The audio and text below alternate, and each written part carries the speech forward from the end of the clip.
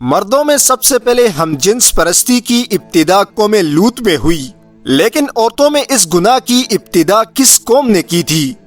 شیطان نے کس عورت کو دنیا پر بھیج کر عورتوں میں ہم جنس پرستی جیسے گناہ کی ابتدا کروائی؟ لاکیس کون تھی اور ابلیس نے اس کو دنیا میں کون سا خاص کام دے کر بھیجا تھا؟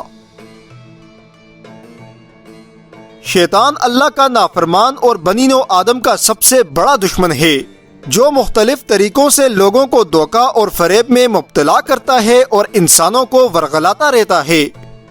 قرآن و حدیث کے مطالعے سے پتہ چلتا ہے کہ شیطان صرف اکیلا نہیں بلکہ ابلیس کی ایک پوری نسل اور اس کی بے شمار اولادیں ہیں۔ شیطان کی اولادوں میں سے ایک کا نام لاکیس ہے۔ لاکیس حقیقت میں شیطان کی بیٹی ہے، جسے شیطان نے ایک خاص ڈیوٹی پر مقرر کرتے ہوئے قوم لوط کی طرف بھیجا تھا۔ قوم لوط تاریخ کی ایک طاقتور اور مالدار ترین قوم تھی جو اردن کے علاقے میں آباد تھی۔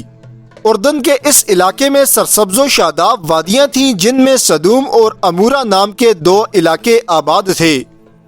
ابلیس نے اہل سدوم کو اس طرح گمراہ کیا کہ شیطان ایک دن انسان کی صورت میں سدوم کے لوگوں کے پاس آیا اور اس نے ان لوگوں کو آپس میں ہی مردوں میں شہوت کرنا سکھایا۔ اہل سدوم کو یہ برا عمل اتنا پسند آیا کہ یہ لوگ آہستہ آہستہ اس گناہ کے عادی بن گئی اور پھر روزانہ بدفعلی کرنے لگے، یہاں تک کہ اگر کوئی مسافر سدوم کے علاقے سے گزرتا تو یہ لوگ اس مسافر کو پکڑ لیتے اور اس کو اپنا شکار بناتے۔ وقت گزرنے کے ساتھ ساتھ یہ لوگ اس گمراہی کے گڑھے میں گر چکے تھے۔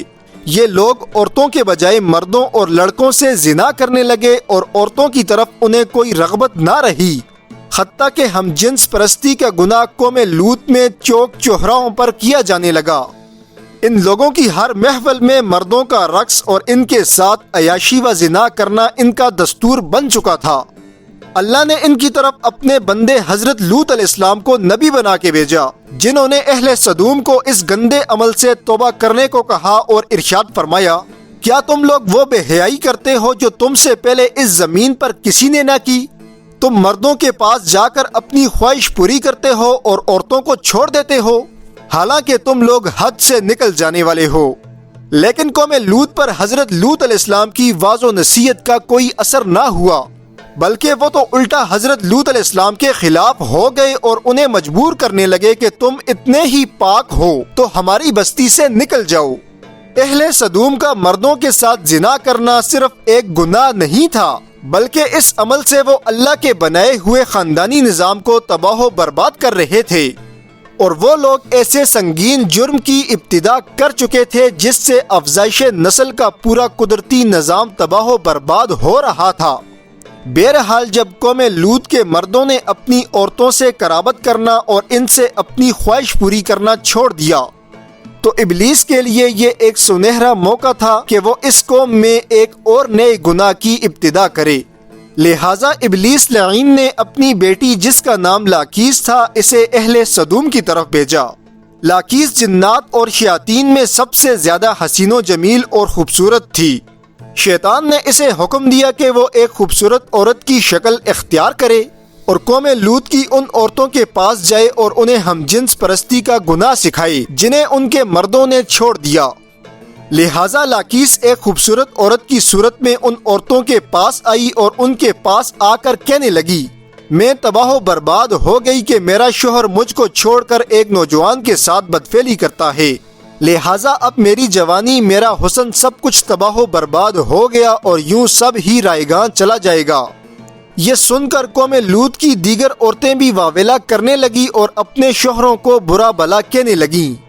پھر لاکیس نے ان عورتوں سے کہا، ہم بھی ان مردوں سے بے نیاز ہو جائیں گی اور ان کی طرف کوئی رغبت نہ کریں گی جس طرح وہ ہم سے بے نیاز ہو چکے ہیں۔ ہم سب کو ان مردوں کی کوئی ضرورت نہیں، ہم اپنی خواہشات کو آپس میں پورا کر سکتے ہیں۔